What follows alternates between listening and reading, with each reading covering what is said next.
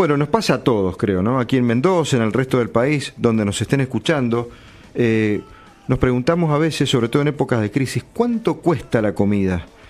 ¿Cuánto nos cuesta pagar los alimentos que pagamos?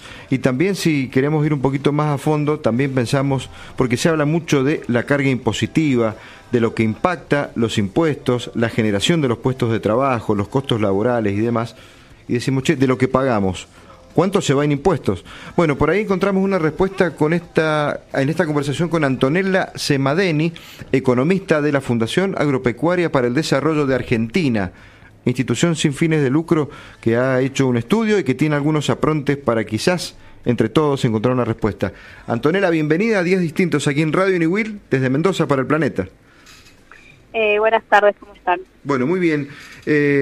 Qué desafío, ¿no? Determinar cuánto se nos va en impuesto de lo que pagamos por bienes que son absolutamente necesarios como el alimento. Exactamente, bueno, FADA elabora este informe cada 6 meses en el que analiza cómo se conforman los precios de productos básicos, en este caso la leche, la carne y el pan. Y bueno, este análisis, como mencionabas, cobra especial relevancia en la actualidad, donde se está discutiendo, bueno, cuál es el peso de los impuestos. Argentina, digamos, tiene productos caros, o mejor dicho, está caro en dólares. Entonces, bueno, identificar los distintos componentes del precio nos permite saber con mayor precisión en qué poner el foco, ¿no? Para justamente mejorar la productividad y volvernos más competitivos, digamos. Preguntarnos qué comemos cuando comemos. Y bueno, en principio hay que entender que detrás de un precio hay 3 componentes. Uno son los costos de producción, ¿sí? Que van a tener los distintos eslabones de producción, ¿no? De lo que es la producción primaria, bien intermedio hasta llegar al bien final. Luego los impuestos que van a ir pagando cada uno de estos actores, que son impuestos nacionales, provinciales y municipales, y que se van como acumulando, si se quiere decir, y luego el resultado económico, que son ganancias o pérdidas, que van a tener cada uno de estos eslabones dependiendo del momento. Y bueno, en términos generales, y siguiendo con esta línea, el informe arrojó que, bueno, el 60% del precio que paga un consumidor son costos de producción, el 15% son las ganancias totales de la cadena, si se quiere, y el 25% son impuestos, ¿sí? Es decir, 1 de cada 4 pesos que pagan los consumidores por carne, por leche, por pan, son impuestos. Para ponerlo en perspectiva, esto, por ejemplo, es de 1 kilo de carne que nosotros compramos en la carnicería, 1/4, es decir, 250 gramos, son impuestos. En el caso de la leche, de un sachet de litro, digamos, un vaso que nos tomamos son impuestos, y lo mismo ocurre en el caso del pan, ¿no? Que compramos, por ejemplo, 4 pancitos en la panadería y nos comemos un bollito en concepto de impuestos. Antonella, cuando uno hace digamos, una comparación, los impuestos tienen este 25%, digamos, ¿es comparable con otros países? ¿Estamos mejor, peor en la carga impositiva? Y Argentina se posiciona como, dentro de Latinoamérica, el primero o el segundo junto con Brasil. Tenemos una gran carga impositiva porque además tenemos como una superposición, si se quiere, de impuestos, ¿no? Por ejemplo, acá tenemos lo que son impuestos nacionales, que es el 70%, luego le siguen lo que son, donde principalmente ahí tenemos obviamente lo que es el IVA, después le siguen lo que son los impuestos provinciales, que tenemos el mal de ingresos brutos, y luego lo que son los impuestos municipales. Creo que también lo que hay que poner foco acá es que no solamente la carga, digamos, la importancia de la carga impositiva, sino que esta carga es mayor que las ganancias de toda la cadena, ¿sí? Digamos de otro modo, el Estado funciona como una especie de socio vago, porque no cría el animal, no transporta, no vende, no asume riesgos, no invierte, no madruga, por así decirlo, pero cobra el 25% de cada precio final, ¿sí? Mientras que el tambero, el panadero, el frigorífico, el molinero trabajan para llevar estos productos a la mesa de los argentinos y terminan recibiendo mucho menos como resultado económico que el Estado, que simplemente viene y cobra un impuesto. ¿Y contra esto qué? ¿Qué es posible hacer? ¿Hay algún pronunciamiento, algún análisis que se haya alumbrado en Argentina o quizás en algún otro país que hayan estado en la misma situación y que quizás deba corregirse? Bueno, yo creo que ahora justamente está en mucha discusión.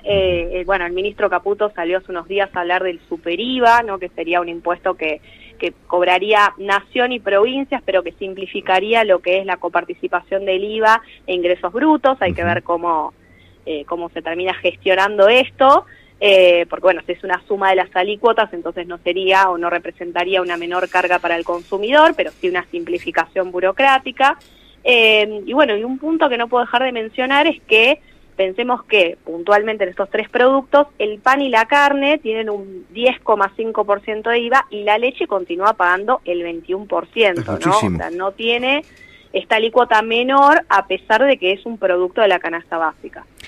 Antonella, ¿y esto cómo repercute también en el sector productivo? Porque vos decís, realmente para los que producen es un esfuerzo enorme para tener un socio que se lleva una gran porción de la torta sin haber hecho nada. Sí, exactamente, es un gran desincentivo. ¿Sí? Claro. Pensemos que el productor, digamos, de los distintos eslabones de esta cadena, pone, digamos, va pagando lo que son los costos de producción y luego el resultado económico. Entonces, por ejemplo, en el caso de la carne tenemos el costo de la tierra, la sanidad del animal, los fletes para los traslados, digamos, la alimentación del ganado. En el caso del pan, bueno, tenemos los alquileres, el costo del gas, la luz, del personal, que por ejemplo puntualmente la panadería tiene un gran costo de esto.